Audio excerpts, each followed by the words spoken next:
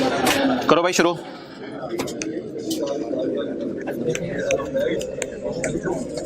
Lecture number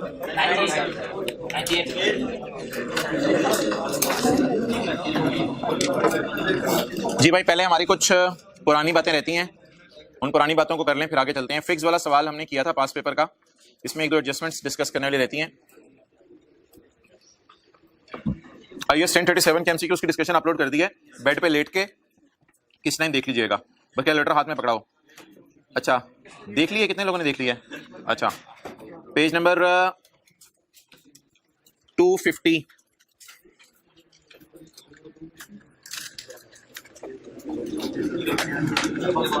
फिर किधर है? ट्रेड डिस्काउंट है कहीं?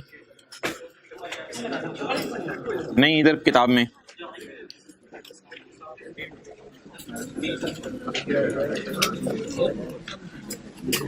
जनरल टायर और ये चीजें लिखी हुई हैं। पेज 223 भाई, पेज 223। एग्जांपल नंबर 1, शॉपकीपर ने 10 आइटम्स बेचे हैं जिनकी मार्केट प्राइस है 2000 ईच टू अ कस्टमर, एक कस्टमर को एट अ डिस्काउंटेड। बच्चे इंशाल्लाह इतवार को हमारी क्लास होगी और वो 9 से लेके 1 बजे तक होगी। सर आसिफ से बात होगी मेरी 2 बजे के बाद इंशाल्लाह वो। तो शॉपकीपर सोल्ड 10 आइटम। सैटरडे की शाम को नहीं बुलाया जाएगा आपको। शॉपकीपर सोल्ड, भाई फाइनल अकाउंट के एक दो सवाल होंगे, आपको पता ही नहीं चलना कैसे गुजर जाने हैं। फाइनल अकाउंट में तो टाइम पता ही नहीं चलता। Shopkeeper sold 10 items having a market price of 2000 each to a customer at a discounted price of 1800। Page number है यार 223। अच्छा भाईजान बताएं, 2000 वाली चीज दुकानदार ने कितने की बेची? 1800 की। यार चुप रहो ना। 2000 वाली चीज कितने की बेची दुकानदार ने? इस पे डिस्काउंट कितना दिया? डिस्काउंट वैसे ही पूछ रहा हूं, सवाल में नहीं बताया हुआ। 200 डिस्काउंट दिया। ओके, तो shopkeeper sold 10 items having market price of 2000 each to customer at a discounted price of 1800 due to bulk quantity. अब बताएं जी, अगर मैं इसको मल्टीप्लाई कर दूं सब सारी फिगर्स को 10 यूनिट से, तो मेरे ख्याल से एक एक सिफर आगे ऐड होता रहेगा। तो फिगर्स फिर क्या बनेंगी जल्दी बताएं। ये फिगर 20,000 बन जाएगी, ये 2000 बन जाएगी और ये 18,000 बन जाएगी। आप मुझे अपने अकाउंटिंग नॉलेज की बुनियाद पे बताएं कि इसकी ओरिजिनल एंट्री क्या होनी चाहिए। ओरिजिनल एंट्री डेटर या कैश डेबिट और सेल क्रेडिट कितने से जी? 18,000 से। अच्छा, ये इसकी ओरिजिनल एंट्री होनी चाहिए, क्योंकि आपको पता है जो ट्रेड डिस्काउंट है वो एंट्री के अंदर नहीं आता। इसकी रॉन्ग एंट्री अकाउंटेंट रॉन्ग, हाँ नीचे हुई नहीं है, ठीक है। नीचे मैंने क्रेडिट सेल रिकॉर्ड की हुई है, कैश सेल भी कर सकते हैं, अभी तो समझने के लिए बात हो रही है। अच्छा, इसकी रॉन्ग एंट्री अकाउंटेंट क्या कर सकता है? देखिएगा इधर, डेटर डेबिट सेल क्रेडिट। वो कहे डेटर से तो मैंने कट कटा के 18,000 ही लेनी है, डेटर से तो मैंने 18,000 ही लेनी है। सेल माशाल्लाह माशाल्लाह मेरी 20,000 वाली चीज बिकी है, वो तो मैंने उसे डिस्काउंट देके सस्ती बेच दी, मेरा यार 2,000 का नुकसान हो गया है। Sale discount, sale discount expense.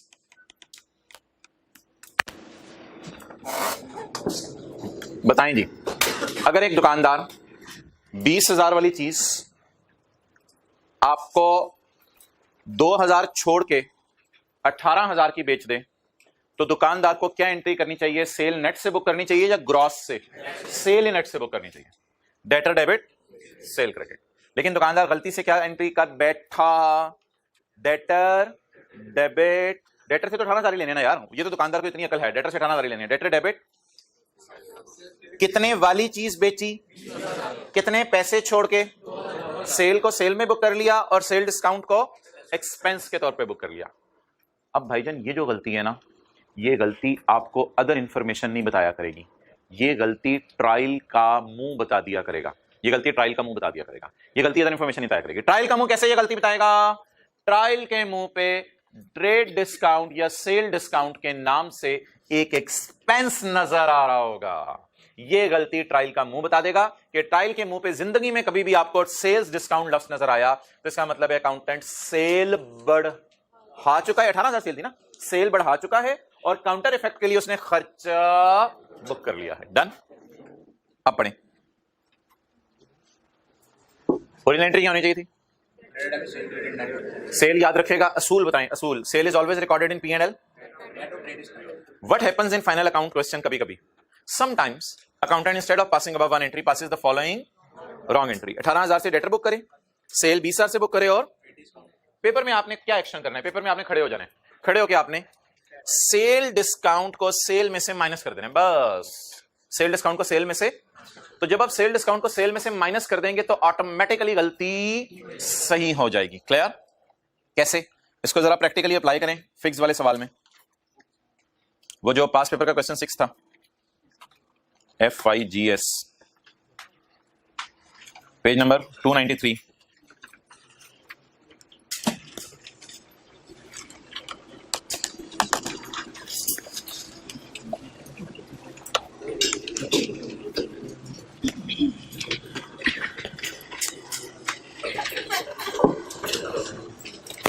भाई इसकी शक्ल देखें, ट्रायल की शक्ल देखें, ट्रायल की शक्ल देख के स्काई ब्लू में पता चल रहा है कि कोई गड़बड़ हो गई है. ट्रायल में डेबिट साइड पे क्या नजर आ रहा है? Sale discount. कभी कभी ये ट्रेड डिस्काउंट के नाम से भी पेपर में आपको दे सकते हैं, तो आपने परेशान नहीं होना.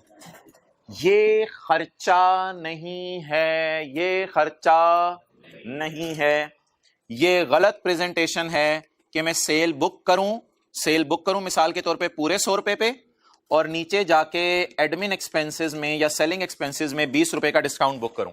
ये गलत अकाउंटिंग है. सही अकाउंटिंग क्या है? ट्रेड डिस्काउंट नामी खर्चा अकाउंटिंग में एग्जिस्ट नहीं करता, ये सही अकाउंटिंग है. और सेल को किस पे बुक करें? हमेशा नेट पे बुक करें. अब इसका तरीका क्या होगा? अगर 100 इधर है और खर्चों में 20 पड़ा हुआ, इसका तरीका क्या होगा कि 20 को ऊपर ले जाएं बस, और सेल को किस पे ले आए? डन. तो अब क्या करें भाईजान? सेल भी पड़ी हुई है, कुछ चीजें हमने बना के बेची हैं, कुछ चीजें बाहर के मुल्क से इंपोर्ट करके बेची हैं. होंडा एटलस कार की बात करें, सिटी और सिविक बना के बेच रहे हैं पाकिस्तान में. होंडा एकॉर्ड एक गाड़ी होती है, वो मंगवा के बेच रहे हैं. डिस्काउंट पता नहीं किस पे दिया, दोनों पे दिया होगा इसने. तो बता दें भाईजान, अब ये जो सेल पड़ी हुई है, ये सेल बढ़ी हुई है. अब इस सेल में से सॉल्व करते हुए न्यूमेरिकल क्या कर देंगे? डिस्काउंट माइनस कर देंगे. तो जो सेल P&L के मुंह पे जाएगी वो ये वाली जाएगी या ये माइनस होके जाएगी? माइनस होके जाएगी. तो एक्शन बता दें क्या करना है. सिर्फ अगर कभी आपको डिस्काउंट नजर आ जाए, कौन सा पेज था? 223. अगर कभी आपको सेल डिस्काउंट नजर आ जाए तो पेपर में आपने करना क्या है? Deduct sale discount from sale. Done. अब भाईजान होगा ये कि ये एग्जिस्टेंस अपनी लूज कर देगा, ये एग्जिस्टेंस अपनी लूज कर देगा. जैसे कल ट्रायल के मुंह से मैंने फारिग किया था 7,000 के रेंट को, ये अपनी एग्जिस्टेंस लूज कर देगा. और यहां से भी ये क्या हो जाएगा? माइनस. अब बच्चे पूछते हैं सर ये क्या कर रहे हैं, दोनों जगह माइनस करें, डेबिट क्रेडिट टैली नहीं करेंगे. ओ भाईजान कोई होश के नाखून लो, रेक्टिफाइंग एंट्री जहन में ले आओ. खर्चा क्रेडिट, खर्चा तो डेबिट में बढ़ा हुआ है ना. खर्चा खर्चे को तो मैं मान ही नहीं रहा, ये मेरे बिजनेस का खर्चा ही नहीं है. अकाउंटिंग मॉडल जो बना हुआ है, अकाउंटेंट्स चाहते हैं सेल ही नेट पे बुक हो, तो बोले खर्चा क्रेडिट सेल डेबिट. बिल्कुल सही एंट्री है, कोई मसला नहीं. तो ये एंट्री पोस्ट करें जरा फेस के ऊपर भी समझ आ जाए जरा. खर्चा डेबिट, सॉरी खर्चा क्रेडिट और सेल डेबिट. डन. हाँ जी. 2 दफा लेस होगा, रटा नहीं मारना. क्या ये बिजनेस का खर्चा है? खर्चा क्रेडिट और सेल इसलिए कम कर देंगे, ये सेल में से कम होना चाहिए था.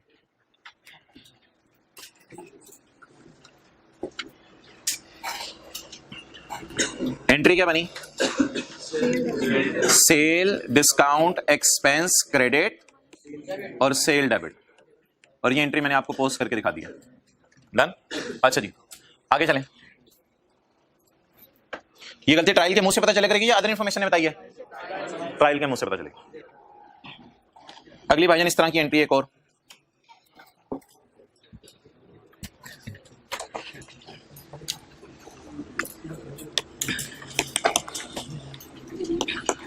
ये जनरल टायर ने सेल किए हैं टायर टू होंडा.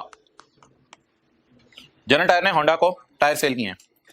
तो जनरल टायर ने जब होंडा को टायर बेचे तो डिस्काउंट वगैरह कोई नहीं दिया.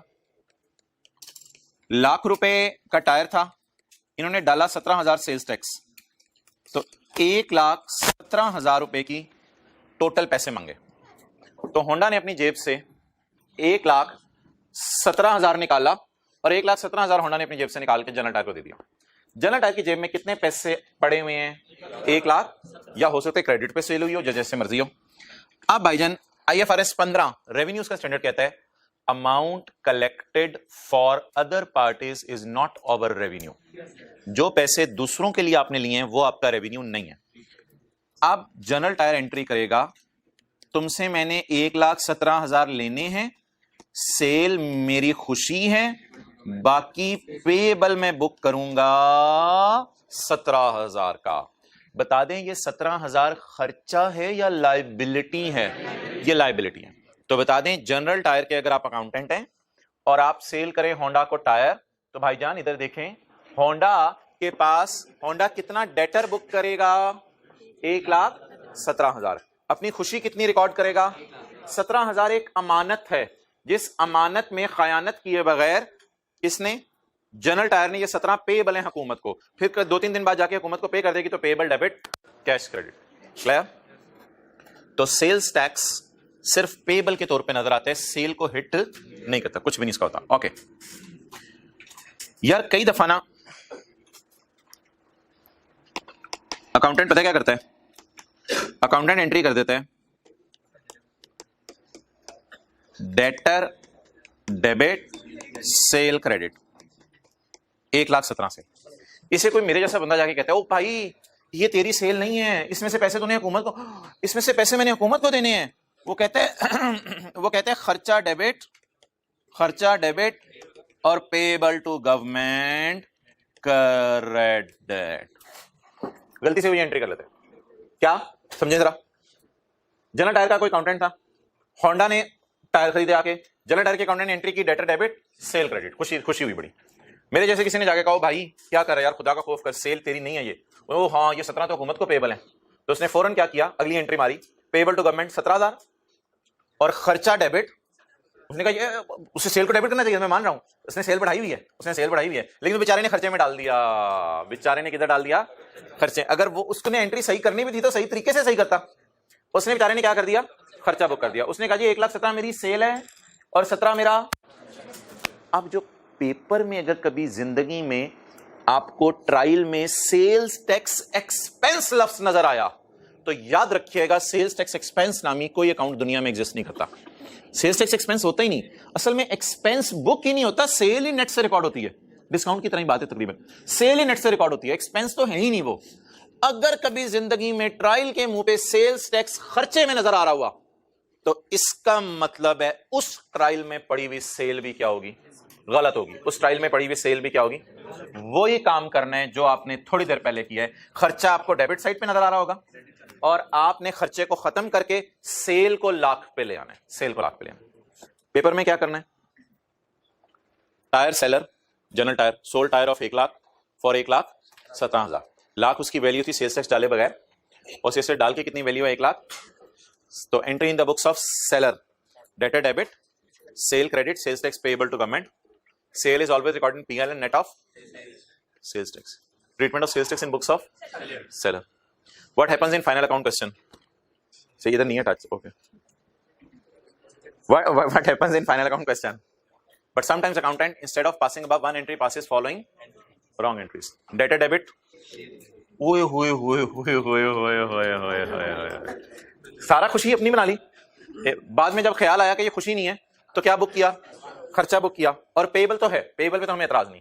आप बोलें क्या सेल सही है? कम होनी चाहिए, खर्चा भी कम होना चाहिए। क्या एंट्री बनेगी खर्चा कम? रेक्टिफाइंग एंट्रीज मैंने नहीं की हुई।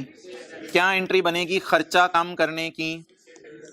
Sales tax expense credit debit पे पड़ा हुआ है और सेल डेबिट, या मैंने आपको कहा था कि सेल में से माइनस कर दें, जो भी आसान आपको लगे, या एंट्री समझ लें या सेल में से माइनस कर दें। तो दो अब सारी बातें ना पेपर में भूल जाती हैं, एंट्रियां सारी चीजें। 2 बातें बस याद रखें, ट्रेड डिस्काउंट और सेल्स टैक्स एक्सपेंस। अगर ट्रायल के मुंह पे नजर आ रहे हैं तो चुप करके सेल में से माइनस कर दें। खर्चों में डालने की जरूरत नहीं, ये बिजनेस का खर्चा नहीं है, सेल में से कम कर दें। बस सारी बात की समरी है, deduct sales tax expense from sale, ये दो बातें बस आपने याद रखनी। लेकिन ऐसा करना कब है? जब ट्रायल का मुंह क्या शो कर रहा हो? ट्रेड डिस्काउंट या सेल डिस्काउंट, या ट्रायल का मुंह क्या शो कर रहा हो? Sales tax expense. ये आपको ना आज एक अजीब सा मुंह दिखाने लगा हूं।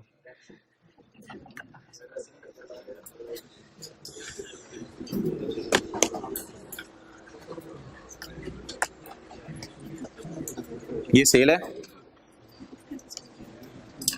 सर, आपको कैसे पता चला चाहिए सेल्स टैक्स खर्चा है? हो सकता है ये पेएबल हो, भाई डेबिट साइड पे आ रहा है, ये सेल्स टैक्स खर्चा है। सेल्स टैक्स का खर्चा अगर डेबिट साइड पे नजर आ रहा है तो ऐसा खर्चा दुनिया में एग्जिस्ट नहीं करता। तो ट्रायल के मुंह से पता चल जाया करेगा ये सेल्स टैक्स का खर्चा शो नहीं होना चाहिए था यहां पे। तो अब क्या करें? ये इस अकाउंट को तो फारिग करें किताबों से, और ये 53 यहां से माइनस कर दें, ये मेरे ख्याल से इधर वाला है, और इस 10201 को भी फेस से फारिग करें और -10। इसके माइनस करने से क्या होगा? ये अकाउंट एग्जिस्टेंस लूज कर जाएगा क्योंकि ये अकाउंट दुनिया में एग्जिस्ट नहीं करता। और इसके माइनस करने से क्या होगा? सेल जो फूली पड़ी थी 1,70,000 पे पड़ी हुई थी थोड़ी देर पहले, उसको बाद थोड़ा सा सुई मार के हमने कम कर दिया, कर भी निकाल दी पेट में।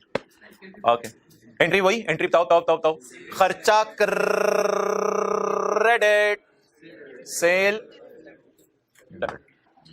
तो सारी बातें छोड़ें, यहां पे लिख लें सेल्स टैक्स का खर्चा या ट्रेड डिस्काउंट का खर्चा अगर ट्रायल के डेबिट पे नजर आ रहा है, सेल्स टैक्स का खर्चा पेज 293 के टॉप पे लिख लें, सेल्स टैक्स का खर्चा या ट्रेड डिस्काउंट का खर्चा अगर ट्रायल के डेबिट पे नजर आ रहा है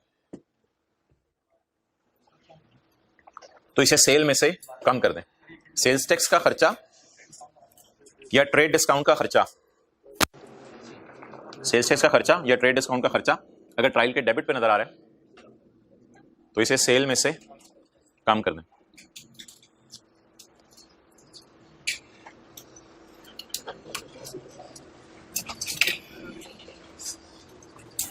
और इसकी रीजंस और लॉजिक्स का पेज नंबर कौन सा था अभी जो कर रहे थे? 223।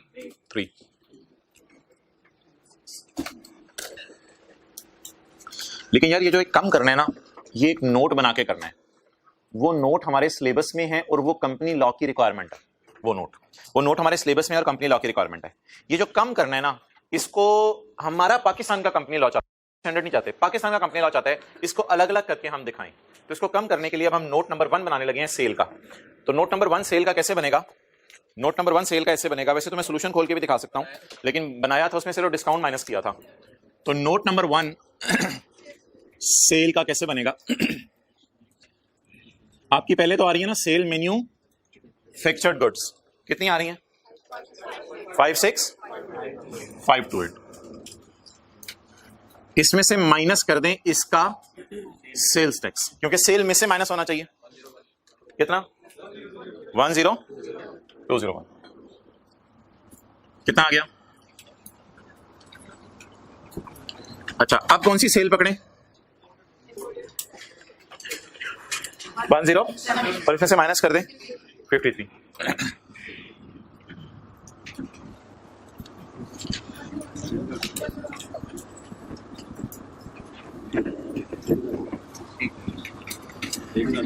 एक 1000,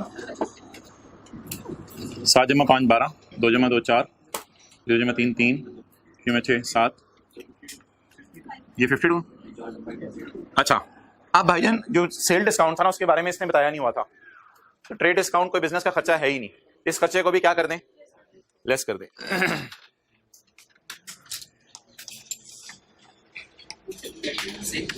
2594, ये पता नहीं किस सेल का है। 2594 लेस ट्रेड डिस्काउंट 44758। ये सेल आ जाएगी P&L के मुंह पे 44758। अब आखिरी बात मैं आपसे पूछने लगा हूं, क्या ये खर्चे सेलिंग एक्सपेंसेस में आने चाहिए या सेल तक पहुंचते हुए ही नेट हो जाने चाहिए?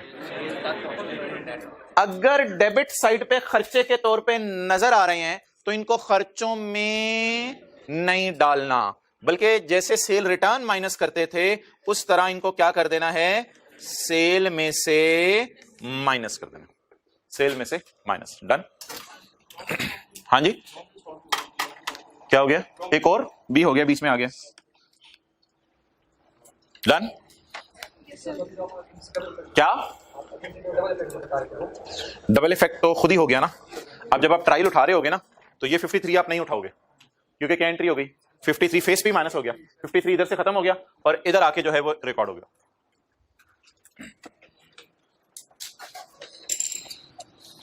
और मैं बच्चों को आखिरी बात वो याद करने के लिए कहता हूं, सेल में से माइनस कर दें सेल रिटर्न की तरह, बस पेपर में कुछ भी नहीं करना। सेल रिटर्न को जैसे माइनस नहीं करते थे तो सेल में से सेल रिटर्न की तरह माइनस कर दें। चलिए एक और सवाल है इसका, क्वेश्चन नंबर, इसको नोट, इसका सोल्यूशन अवेलेबल है बस।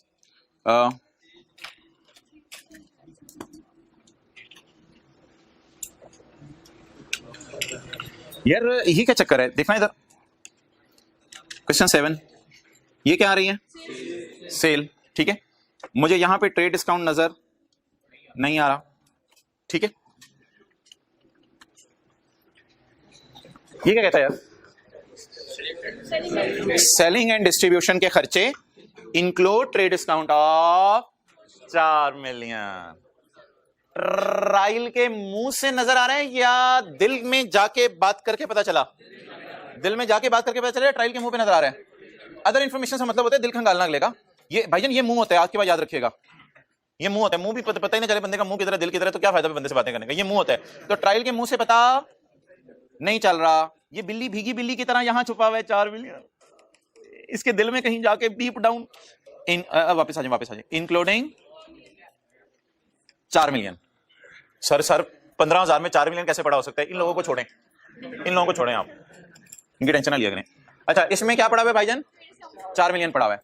अब हमने करना क्या है? बोले जब सॉल्व कर रहे होंगे पेपर तो यहां से भी माइनस कर दें 4,000 और सेल में से भी माइनस कर दें 4,000। तो जब भी डिस्काउंट मुंह पे पड़ा हो क्वेश्चन 6 की तरह या क्वेश्चन 7 की तरह छुपा पड़ा हो, उसको खर्चों में नहीं आना चाहिए, खर्चों से निकालें और सेल से नेट होना चाहिए था। ये अकाउंटिंग ट्रीटमेंट कर लें इसको। आप बोले सेलिंग एक्सपेंसेस हमारे बिजनेस के कितने हैं? 11,000। एक्सेलेंट, सेलिंग 11,000 है और सेल हमारी 76,000।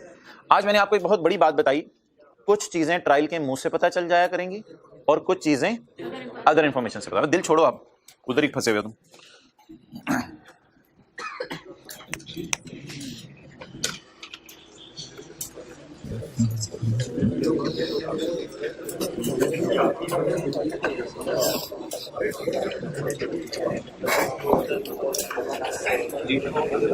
अच्छा, एक चीज और सवाल में रह गई थी,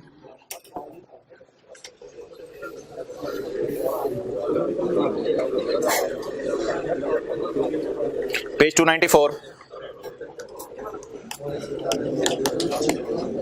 tax charge for the current year after making all adjustments is estimated at 1440। भाई ये जो एस्टिमेट लगाना है ना, हमेशा ये लफ्ज यूज होता है करंट टैक्स के लिए। डेफर्ड टैक्स एस्टिमेट नहीं होता, वो कैरिंग अमाउंट टैक्स बेस लगा के प्रॉपर निकलता है। ये जो एस्टिमेट का लफ्ज है ये करंट टैक्स के लिए यूज होगा। तो पेज नंबर 294 पे हूं मैं, पॉइंट नंबर 6। तो 1440 की एंट्री बन गई जी, करंट टैक्स एक्सपेंस डेबिट, और करंट टैक्स पेबल की जगह मैंने कहा था बेहतर लफ्ज कौन सा है? Provision credit. ये तो करंट टैक्स हो गया 1440। अच्छा, अब यार टीटीडी होता है अब्बू और डीटीएल होता है बेटा। The TTD of taxable temporary difference, the TTD originated in the year over last year। आप बताएं क्या ये TTD एज ऑन है या पिछले साल के TTD और इस साल के TTD का डिफरेंस है? पिछले साल के TTD और इस साल के TTD का डिफरेंस है। इससे पहले क्या लिखा हुआ था कल वाली क्लास में? एट 30 सितंबर 15 TTD इज 92। तो ये सबसे आसान तरीका था देने का। तो ये TTD एज ऑन दे रहा था, लेकिन इधर देखें, इधर लिखा हुआ है the TTD originated in the year over last year. किधर गया वो? अच्छा ठीक है, उसको ले आते हैं। किधर है फाइनल अकाउंट?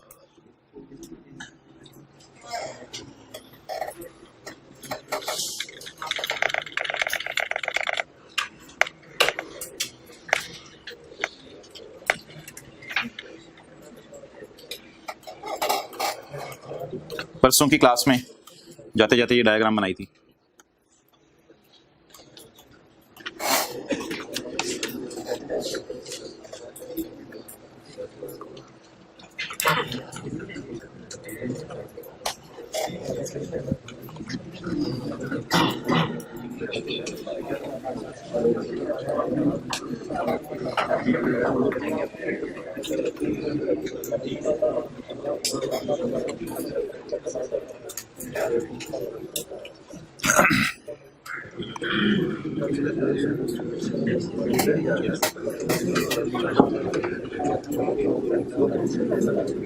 अच्छा, सवाल में सिर्फ ये लिखा हुआ है TTD in the year originated over last year. इसका क्या मतलब है? टीटीडी बढ़ गया।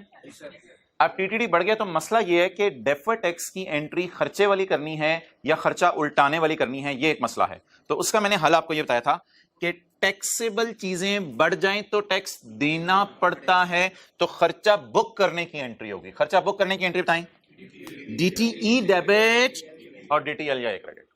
और अगर टैक्सेबल चीजें कम हो जाएं तो टैक्स कम देना पड़ेगा, तो उल्टी एंट्री होगी। अगर डिडक्टेबल चीजें बढ़ जाएं तो करंट टैक्स की वर्किंग जहन में लेके आए। एक मिनट, डिडक्टेबल चीजें बढ़ जाएं तो डिडक्ट होने वाली चीजें जो है वो बढ़ गई। जब डिडक्ट होने वाली चीजें बढ़ गई तो प्रॉफिट, जब प्रॉफिट कम हो गया तो टैक्स कम देना पड़ेगा, तो उल्टी एंट्री करेंगे, फिर टैक्स कम देने एंड सिमिलरली इधर ज्यादा एंट्री करेंगे।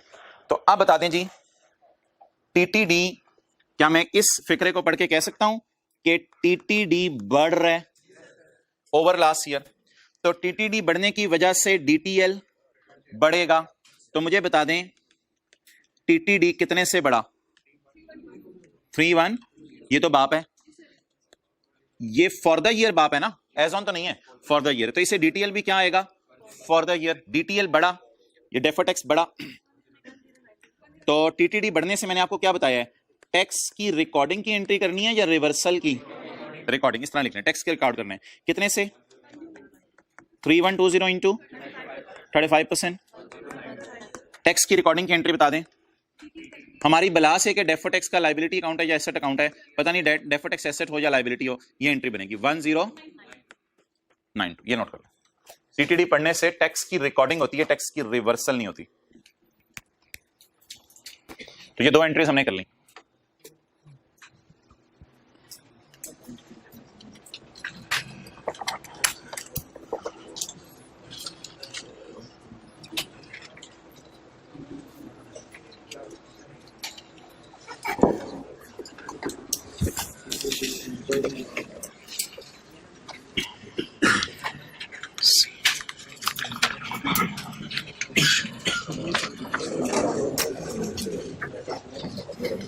ले आओ भाई कैमरा इधर। अच्छा, इस वजह से ना सीटी भी डेबिट हो रहा है, डीटी भी डेबिट हो रहा है। तो सीटी डीटी दोनों डेबिट हो रहे हैं, इसलिए पीएनएल के मुंह पे दोनों नेगेटिव साइन के साथ जाएंगे, क्योंकि सवाल में मांगा ही पीएनएल था। और यार इस सवाल में एक और एडजस्टमेंट दी हुई है, वो सवाल की एडजस्टमेंट बैलेंस शीट की है, पीएनएल की नहीं है। 274 million ordinary shares were outstanding at year and. तो ईयर एंड के ऊपर इतने शेयर्स हैं हमारे, तो इसको 10 रुपए से मल्टीप्लाई कर देंगे तो 2740 शेयर कैपिटल आ जाएगा। बल्कि नहीं रुपीज लिया हुआ है, पहले ही रुपीज दिया हुआ है, तो ये शेयर कैपिटल है हमारे साल के एंड का। तो ठीक है तो है, बैलेंस शीट में चला जाएगा, ये हमारे पीएनएल से कोई ताल्लुक नहीं। अच्छा भाई,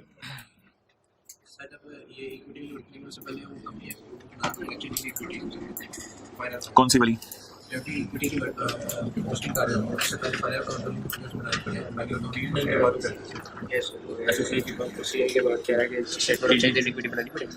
नहीं, बैलेंस शीट के मुंह पे प्लस माइनस कर सकते हो। अच्छा जी, इनको जरा ज़बानी याद करें, ये जो मैं साथ साथ लिख रहा हूं।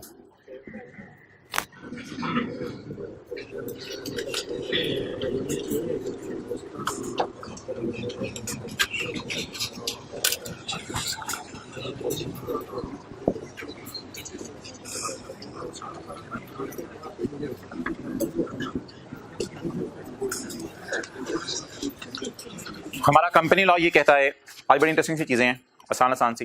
हमारा कंपनी लॉ ये कहता है कि 6 चीजें आपने यूजर को डिस्क्लोज करनी है। इसमें आपने सिर्फ समझते रहना है, आसान सी चीजें, कोई ज्यादा कॉम्प्लिकेटेड नहीं है, ये सारे डिस्क्लोजर्स हैं, जनरल एंट्रीज कोई नहीं है। हमारा कंपनी लॉ कहता है यूजर्स को 6 बातें बताओ, यूजर्स को 6 बातें बताओ। किसके बारे में? स्टेटमेंट ऑफ कॉम्प्रिहेंसिव इनकम के बारे में। सेल्स टैक्स और ट्रेड डिस्काउंट वगैरह यूजर को बताओ, इसका डिस्क्लोजर शुक्र है बन गया। ऑडिटर रेम्यूनरेशन यूजर को बताओ, इसका भी बना चुका है हम, आउट ऑफ पॉकेट जिसमें आया था। एक तीसरा डिस्क्लोजर हमने डोनेशन का बनाया था, ये भी हमारा कंपनी लॉ कहता है। चौथा डिस्क्लोजर मैंने आज आपको दिखाना है। चौथे डिस्क्लोजर का मतलब है रेम्यूनरेशन ऑफ, ये तो सारे फिक्स के सवाल में कवर हो गए थे ना। रेम्यूनरेशन ऑफ सीईओ, लिखने की जरूरत नहीं इधर कुछ, अभी मैं एक सफा निकालने लगा, उस पर लिखी हैं चीजें। Remuneration of CEO. Royalty, Honda Atlas car royalty पे करती है। Honda Atlas car, Honda Japan का नाम यूज कर रही है, तो गाड़ी के पीछे जो एच का लोगो यूज करते हैं उसका रॉयल्टी किराया होता है। तो अगर आप किसी का नाम यूज करें तो उसका नाम यूज करने का किराया देते हैं, इसका भी डिस्क्लोजर आपने देना है। और 3 सालों का टैक्स यूजर को बताना है कि 3 सालों का टैक्स कितना आपने अंदाजा लगाया था और कितना एफबीआर वालों ने फिर आपका टैक्स निकाला, और उनमें डिफरेंस जो है उसकी क्या वजह बन सकती है। तो 3 सालों के टैक्स का भी आपने डिस्क्लोजर देना है कि पिछले 3 साल से आपका कितना टैक्स बनता है जो आप निकाल रहे हैं करंट टैक्स की वर्किंग में, और एफबीआर वालों के मुताबिक कितना टैक्स बन रहा है। तो ये 6 डिस्क्लोजर्स हैं जो कंपनी लॉ के मुताबिक आपने देने हैं। अच्छा, इसमें से एक डिस्क्लोजर आपके सामने बना पड़ा है सेल वाला, दूसरा डिस्क्लोजर है ऑडिटर रेम्यूनरेशन का। हैंड रिटन पेजेस किताब के एंड पे हैं, वो निकाल लें।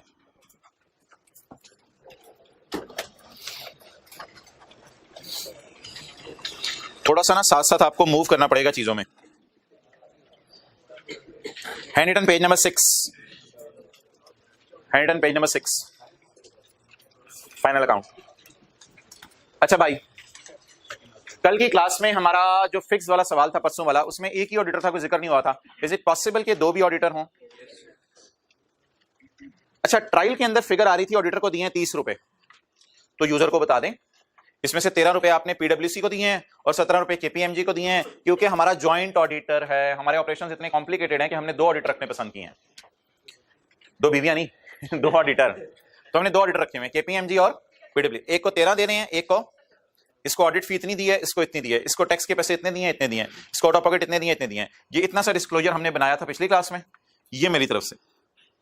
तो ये डिस्क्लोजर जो है हमारा किसका बन गया? बोलें बोलें बोलें।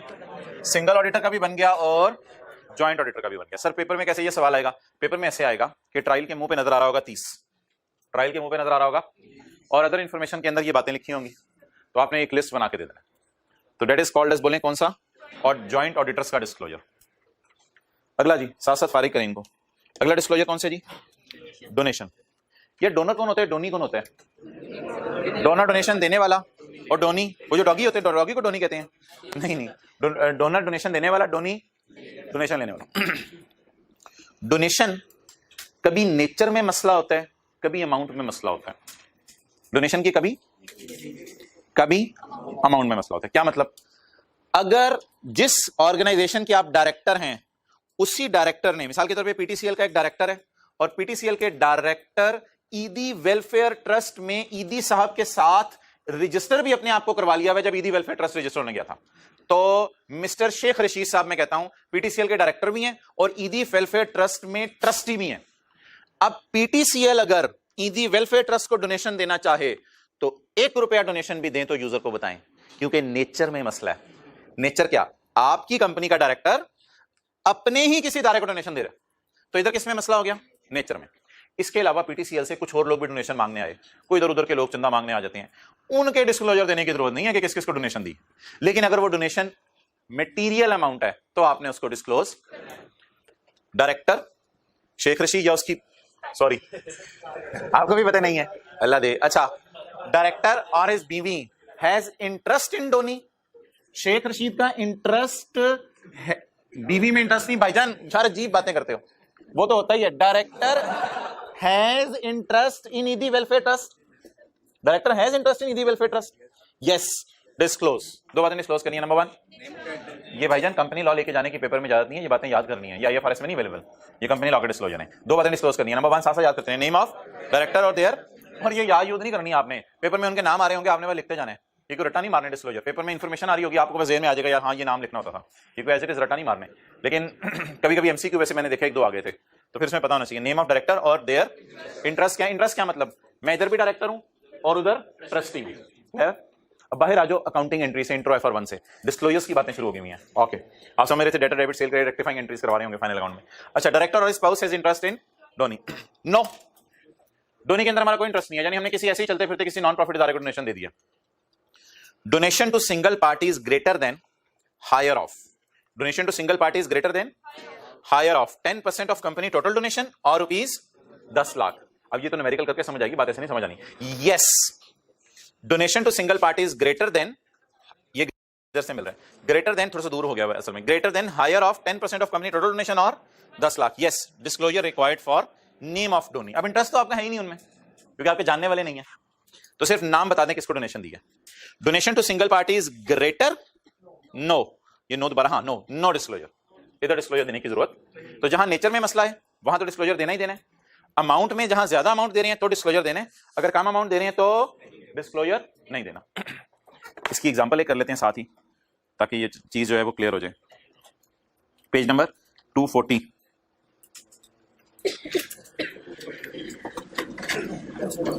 पेज नंबर 236,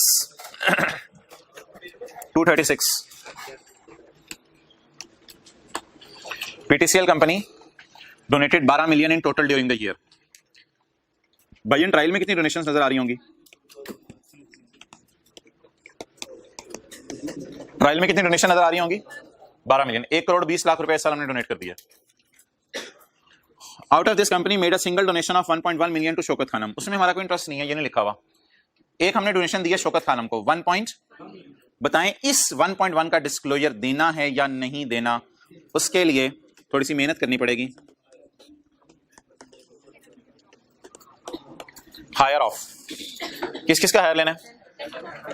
10% ऑफ कंपनी और 10 लाख, ये 10 लाख लॉ की तरफ से अमाउंट है। अच्छा जी, कंपनी डोनेशंस कितनी है टोटल? 10% लें 12 मिलियन का, 1.2 मिलियन और 1 मिलियन। दोनों में से हायर को हाईलाइट करवाएं, 1.2 मिलियन। अब 1.2 हायर आ गया, इसको कंपेयर किससे करना है?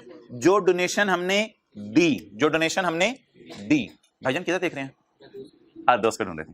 अब पढ़ें, डायरेक्टर और spouse has interest in donee Shaukat Khanum. No no, I have no interest in Shaukat Khanum, बस आए थे देने पड़े पैसे, रिक्वेस्ट की थी। Donation to Shaukat Khanum is, Shaukat Khanum की डोनेशन 1.1 है, वो सवाल में गिवन है। Donation to Shaukat Khanum is greater than 1.2, अभी 1.2 निकाला है, इज ग्रेटर देन 1.2, तो डोनेशन 1.2 से ग्रेटर नहीं है। इसका मतलब है छोटी मोटी डोनेशन है, जो मोटी मोटी छोटी मोटी डोनेशन है। No disclosure is required, no disclosure is, मुझे बता दें जी, as donation of 1 is less than 1 और 1.2 कहां से आया? हायर ऑफ वाली कैलकुलेशन से। डन।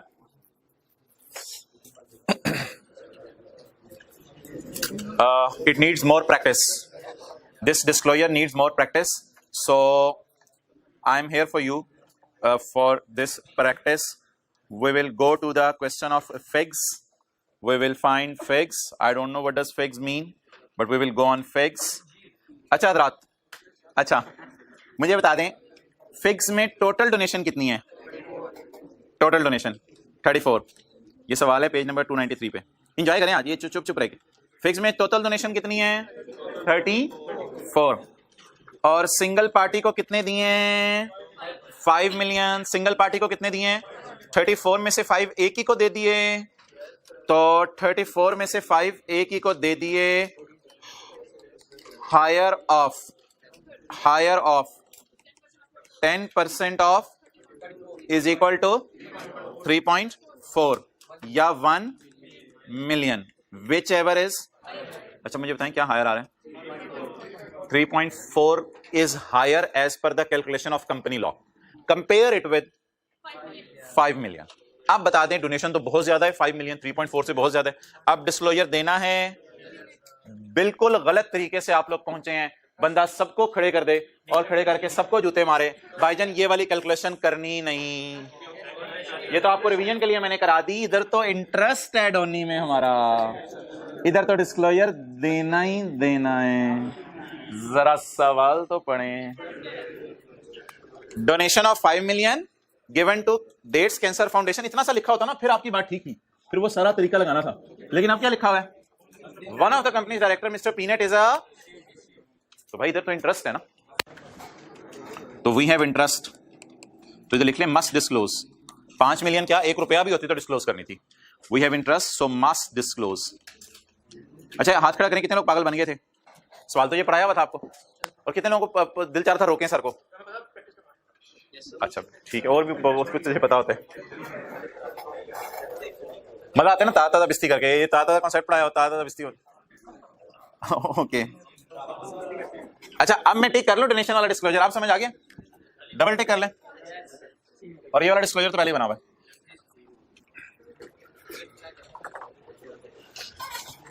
तैयार है अगले डिस्क्लोजर के लिए? तैयार है अगले डिस्क्लोजर के लिए? रिम्यूनरेशन ऑफ,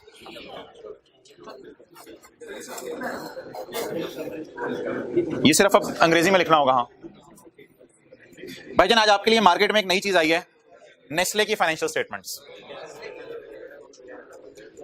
ये मैं आज अपलोड कर दूंगा। इसमें आपके सिलेबस से जो रेलेवेंट चीजें हैं वो मैंने येलो कर दी हुई हैं। आपके सिलेबस से जो रेलेवेंट चीजें हैं वो मैंने येलो कर दी हुई हैं। ये मैं अपलोड भी कर दूंगा, और सारी येलो पढ़ने की जरूरत नहीं है, जैसे जैसे जरूरत पड़ेगी वैसे वैसे पढ़ते रहेंगे।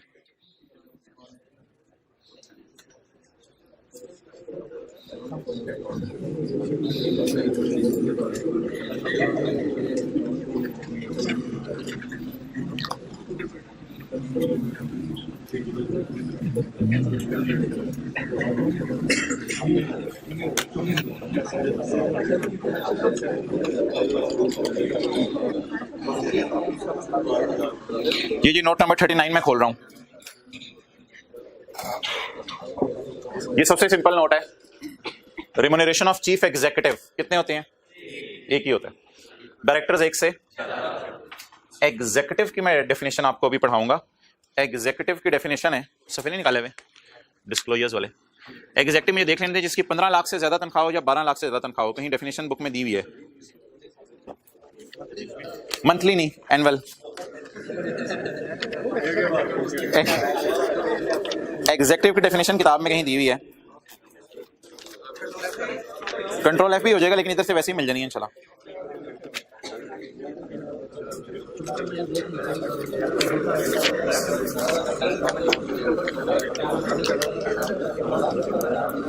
हाँ भाई, 12 लाख, जिसकी साल की तनख्वाह 12 लाख से ज्यादा है वो एग्जीक्यूटिव है।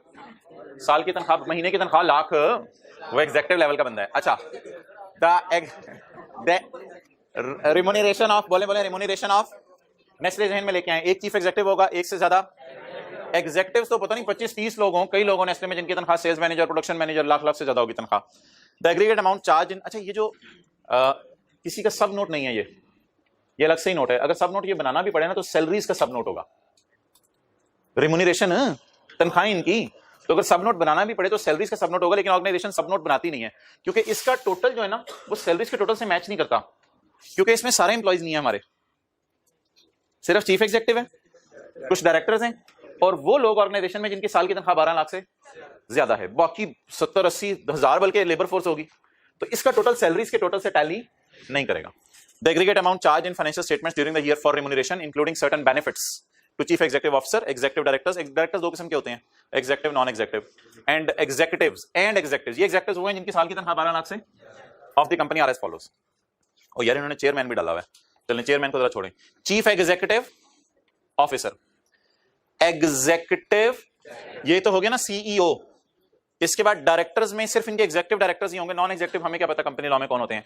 चीफ एग्जीक्यूटिव ऑफिसर ये वाला हो गया, डायरेक्टर्स ये वाले हो गए, और एग्जीक्यूटिव्स ये वाले हो गए। चीफ एग्जीक्यूटिव ऑफिसर इनका एक ही है, ठीक है।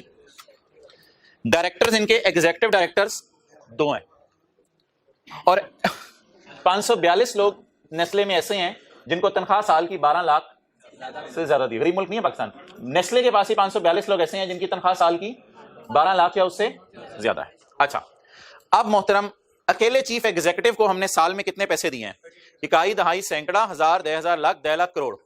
तो 7 करोड़ रुपया हमने नेस्ले ने अपने चीफ एग्जीक्यूटिव ऑफिसर को साल में दे दिया, और 2 डायरेक्टर्स को 1 अरब 23 करोड़ रुपया इन्होंने साल में दे दिया। तो ये सारे डिस्क्लोजर यूजर को बताने हैं कि कहां कहां तुम्हारे पैसे लुटाई जा रहे हैं, ठीक है। इसका नाम भी कहीं ढूंढ लेंगे अभी, चीफ ये नहीं देखना किस रास्ते से कर जाते हैं, इसी बात है ना क्या करें। अच्छा, ये फाइनेंशियल स्टेटमेंट्स एफबीआर भी डाउनलोड कर सकता है। अच्छा, और एग्जीक्यूटिव्स को 3 अरब ही बनेगा मेरे ख्याल से, तो नहीं 3 अरब से भी ज्यादा बनेगा, खरब बन जाएगा कोई। तो ये सारे एग्जीक्यूटिव्स एक एग्जीक्यूटिव को दे रहे हैं, ये 542 को मिला के दे रहे हैं, 542 को मिला के दे रहे हैं। डायरेक्टर के वैसे मजे लगे हैं, देखो पिछले साल 61 था, इस साल 100 लूट में चाहिए। ये पिछले साल का रेट है ना, और ये इस साल का रेट है। अच्छा क्या क्या दे रहे हैं इनको? तनख्वाह दे रहे हैं। इनकी तनख्वाह की फिगर इनकी सबसे ज्यादा होगी, तनख्वाह, यानी कि इसके अलावा भी बेनिफिट्स दे रहे हैं जिन्होंने टैक्स पढ़ा हुआ है, बोनस दे रहे हैं, बोनस दे रहे हैं, कोई रिटायरमेंट के बेनिफिट्स दे रहे हैं, हाउसिंग रीइंबर्स, कोई एक्सपेंसेस इन्होंने किए होंगे उनको रीइंबर्स कर रहे होंगे। तो भाई ये इसी तरह कोई आई कैप बनाएगा, इसी तरह आपने उसको डब्बे में बना देना है। अगर कभी कोई सवाल आया तो शायद उसने लाइनें लिखी हो तो आपने कॉलम बनानी है। आप कॉलम बना दें, कौन कौन से बनने हैं? 3। सीईओ एक ही है, उसका एक कॉलम बनना है। ये 2 3 4 5 6 हो सकते हैं डायरेक्टर, इनका भी एक ही कॉलम बनना है। और अगर पेपर में कभी ऐसे कह दे कि मैंने 22 लाख तनख्वाह 2 बंदों को दी है, तो आप 2 बंदे इधर लिख दीजिएगा और इधर 22 जमा 22 लाख 44 लाख लिख दीजिएगा। तो मोटी मोटी चीजें समझ में आ रही हैं? अब आया तो फिर मैथमेटिक्स का ही सवाल होगा, इससे ज्यादा नहीं हो सकता। तो इसमें कोई दुमें होंगी नोट की, ये मेरे ख्याल से मैं पढ़ा देता हूं, पेपर में जैसे आएंगी वैसे ही कॉपी पेस्ट कर देनी होगी। अगर पेपर में आई तो कॉपी पेस्ट कर देनी होगी। दुमें नोट की देख लें। The chairman, the chief executive officer and the executive directors and certain executives of the company are provided with use of company maintained vehicles and residential. ये कोई इस तरह की अंग्रेजी की लाइन पेपर में भी लिखी होगी, वो नीचे नोट की दुम में डाल देनी है। The aggregate amount charge in these financial statement respect of contribution to provident fund. ये तो वैसे हमने प्रोविडेंट फंड बताया था कि किसको कितना प्रोविडेंट फंड दे रहे हैं। मीटिंग फीस किसको दे रहे हैं? नॉन एग्जीक्यूटिव डायरेक्टर भी कोई होगा, ऊपर नहीं डाला इन्होंने, नॉन एग्जीक्यूटिव डायरेक्टर को मीटिंग फीस भी दी है। तो ये नोट की दुमें शुमें होंगी, इनको आप एज इट इज डाल दीजिएगा। ये जी हमारा कौन सा नोट हो गया? रिम्यूनरेशन ऑफ नहीं CEO comma directors comma executives. अब इसका लिंक डेवलप कर लेते हैं। ये है पेज 108, ये मैं अपलोड कर दूंगा अभी। ये जो पेज 108 बनेगा ना, इसको अब हम अपने फाइनल अकाउंट में आते हैं। फाइनल अकाउंट किधर है? इसको ऊपर ले जाते हैं आज फाइनल अकाउंट के पास।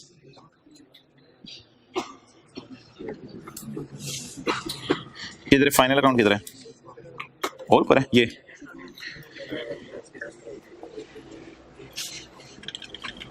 वो जो हमारा सफा जिसपे हम डिस्क्लोजर पढ़े थे।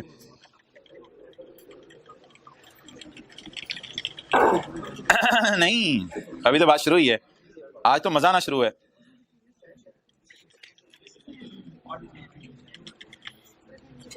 हैंड रिटन पेजेस को रहने दें। Page number 234, page 234, requirements as to profit and loss. Requirement number 1, following item shall be disclosed at deduction from sale. Sale में से क्या क्या माइनस करना है? ट्रेड डिस्काउंट और सेल्स टैक्स। ये देखें जी, ये डिस्क्लोजर नंबर 1 है, ये डिस्क्लोजर नंबर 1 है, ये डिस्क्लोजर नंबर 1 है। इस पे हमने इसको काट के लिख लिया फिक्स वाला सवाल, ताकि रेफरेंसिंग साथ साथ होती रहे। घर जाके आपने सिर्फ फिक्स वाला सवाल पे एक नजर मारनी है। आगे चलें जी, ठीक है। Past paper question 6। अगला जी क्या है? Auditor handwritten notes, handwritten notes, बस वही काफी है, नीचे काट दी। The aggregate amount of auditor remuneration. यार इसमें देखने क्या क्या शो करना होता है ऑडिटर को? फीस, वो जो आउट ऑफ पॉकेट एक्सपेंसेस वगैरह, other remuneration for services rendered, यानी कि टैक्स वगैरह, and services rendered in any other capacity, and stating the nature of service. Tax services दी थी, कंसल्टेंसी दे सकते हैं। In case of joint auditor the ऊपर वाली information shall be shown separately. 2 column बना के शो करेंगे। तीसरा कौन सा डिस्क्लोजर है जी? डोनेशन का।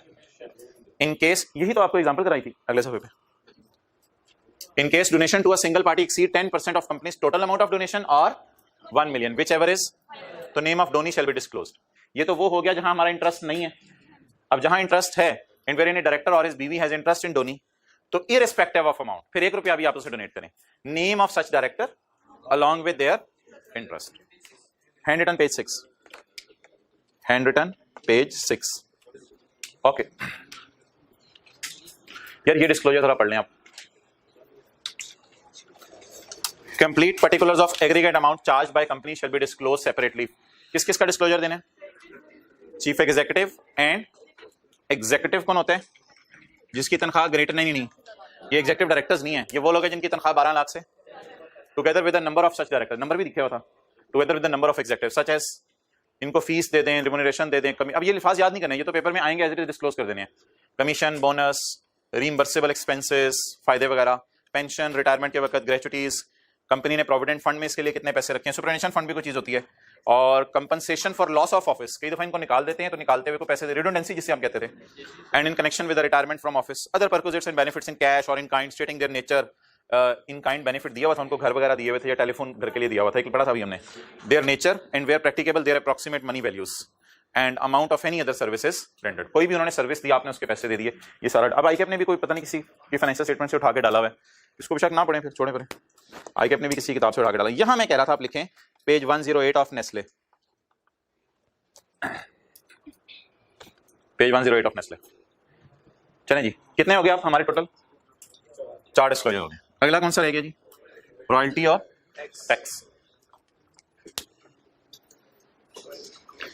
इन case of royalties paid to companies, entities और इंडिविजुअल्स, रॉयल्टी जिस मर्जी को दें आप, following shall be disclosed, name and address and relationship with company और डायरेक्टर्स इफ एनी। तो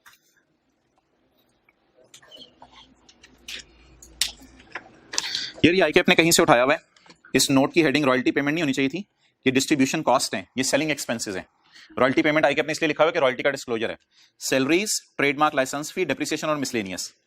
अब ये नोट सब नोट बनेगा इसका नीचे, तो ये सब नोट आ रहा है, कहते हैं हमने लाइसेंस फीस पे की है, यानी रॉयल्टी फीस पे की है SARL स्विट्जरलैंड की कंपनी को, जो हमारी एसोसिएटेड कंपनी है, हमने उसके शेयर भी खरीदे हुए हैं, और उसका दफ्तर है ऊंची 61006 लॉज मोनोमम स्विट्जरलैंड।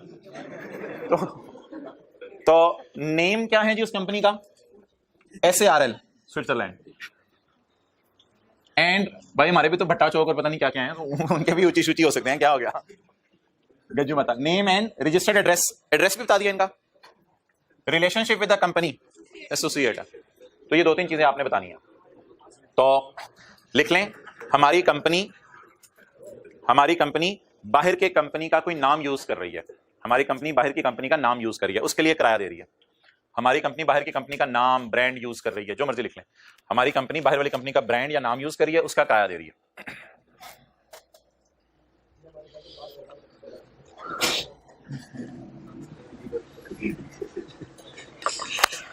अच्छा भाई, अब मैं आपको ये छोटे डिस्क्लोजर से पहले एक काम करते हैं, नेस्ले में ये वाला डिस्क्लोजर ढूंढ लेते हैं, डोनेशन वाला और रॉयल्टी वाला। नेस्ले में डोनेशन और रॉयल्टी वाला डिस्क्लोजर ढूंढ लेते हैं।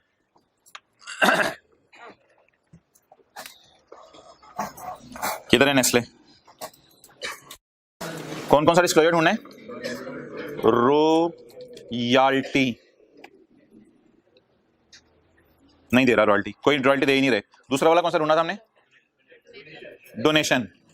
नेस्ले वालों ने किसी को डोनेशन दी है, ओ तेरी, तो मैंने हाईलाइट भी किया हुआ है।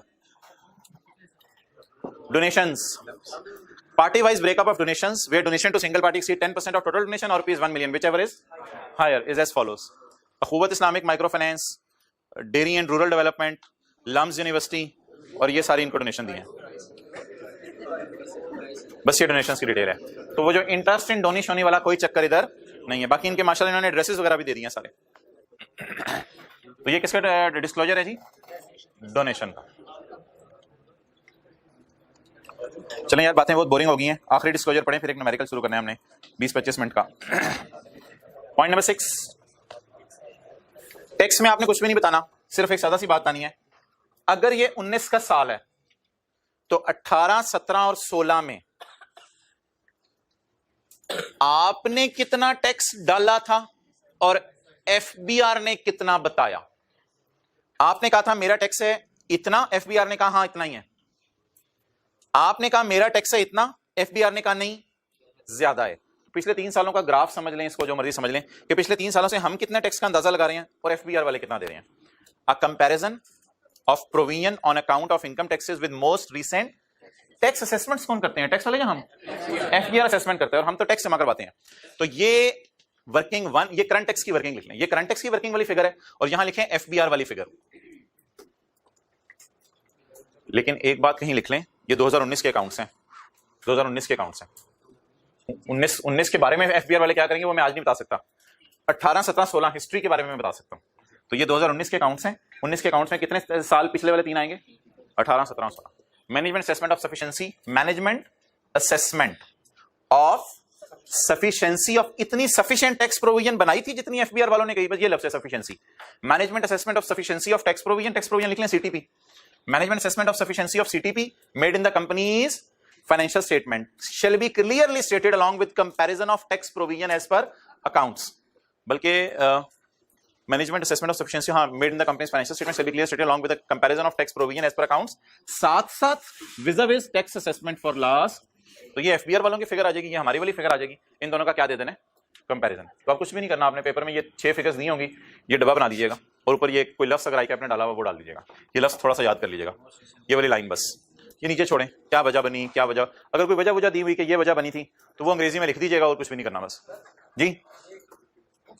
हाँ अच्छा, ये किसी यार इनका बड़ा अच्छा सवाल है, ये किस किस नोट की दुम होगा? ये तो सेल की दुम हो जाएगा, ये हमने एडमिन की दुम में डाला था, ये हमने अदर एक्सपेंसेस की दुम में डाला था, ये किसी की दुम में नहीं होता। ऑर्गेनाइजेशन वैसे ही डाल रही है, सैलरीज की दुम में डालने आपकी मर्जी है, ऑर्गेनाइजेशन वैसे ही डाल रही है, किसी से कंपेयर नहीं करती है उधर से। और रॉयल्टी तो अभी मैंने देखे उसने डिस्ट्रीब्यूशन में डाला हुआ था, सेलिंग एक्सपेंसेस में डाला हुआ था, तो ये सेलिंग एक्सपेंसेस की दुम में डाल दें, ये किसी की दुम नहीं है, ये अपने ही आप है। क्या जिस इस क्वेश्चन में ये पॉइंट्स होंगे उनको डिस्क्लोज करते रहना। अब आंखें बंद करके सोचते रहे, ये वाला डिस्क्लोजर जहन में आ गया, सेल्स टैक्स वाला, ऑडिटर रेम्यूनरेशन, केपीएमजी, पीडब्ल्यूसी, फॉर्मेट जहन में आ गया। डोनेशन का भी नेस्ले वाला भी देखे, सिर्फ पार्टीज के नाम आ रहे हैं और अमाउंट्स आ रही हैं। रेम्यूनरेशन ऑफ, ये वाला डिस्क्लोजर नेस्ले का देखे, जहन में आ गया। रॉयल्टी तो अंग्रेजी लिखनी है और ये डब्बा बनाना है, कितने सालों का कंपैरिजन करना है, 3 सालों का कंपैरिजन। पास पेपर क्वेश्चन 1 निकालें।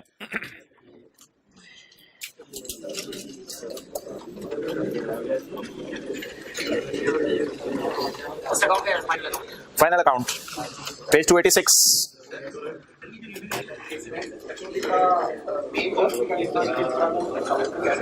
मेन नोट इसका वही है, मेन और सब इसका अलग नहीं है, बस एक ही हेडिंग आएगी, remuneration of chief executive.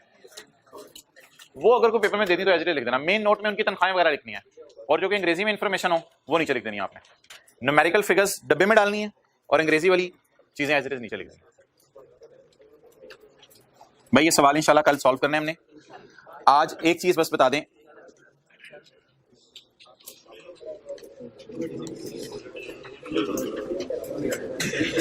IAS 16 वाला नोट हमने रिवाइज करना है, FR1 वाला आज।